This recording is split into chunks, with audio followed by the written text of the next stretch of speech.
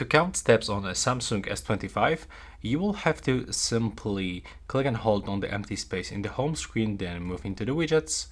And right now you will have to search for health application, tap on it, and here pick any widget that fits your preferences. So in my case, I will go for this simple 2x1. Click add, and right now click here to get started. So click outside and then tap one more time. Now as you can see, you will be redirected into the health application. So you have to click start. And right now you will have to set up this application for the first time. So click next. If you previously were using this device, then you will start actually tracking your activities. So you have to just accept everything that will pop on your screen. Here you can check on which one you want to focus, in my case exercise. Now all is set and we have to click start and agree right now.